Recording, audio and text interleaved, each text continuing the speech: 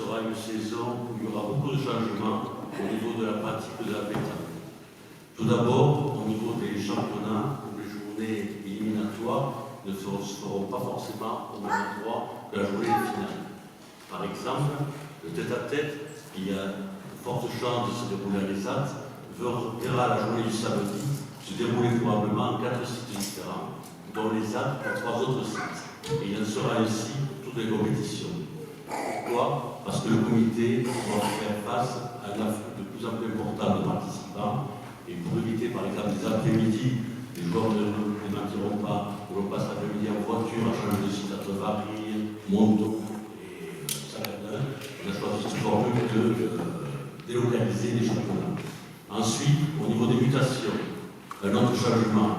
Jusqu'à présent, les mutations, c'était externe ou interne, c'est-à-dire dans le département ou hors du département.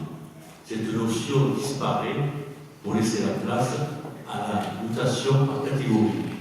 Il y a mutation honneur, élite, et après promotion et classé.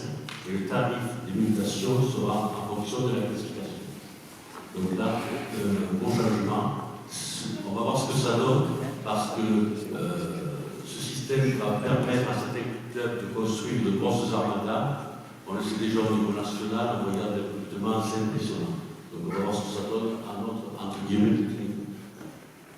Et en finir, le changement qui va tous nous impacter, même ceux qui ne font pas les championnats, c'est la dématérialisation de la licence. Fini le rectangle rouge, ce sera pour les jeunes le smartphone et pour les moins jeunes le papier. Donc, on a l'impression de revenir au temps du Covid. Comme vous avez vu sur le Covid, ça ne devrait pas poser problème. Voilà les principales modifications que vous allez voir. C'est assez important. Il va y avoir beaucoup de boulot au niveau du secrétariat avec le secrétariat, vraiment.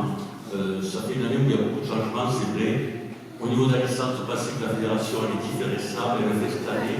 Nous-mêmes, on ne sait pas trop comment ça se passe, on ne sait pas trop quel QR code il faudra sur le smartphone, alors que la prise de licence peut s'effectuer dès maintenant. Il faudra toujours remplir les questionnaires papier et c'est ensuite le support qui change. Voilà.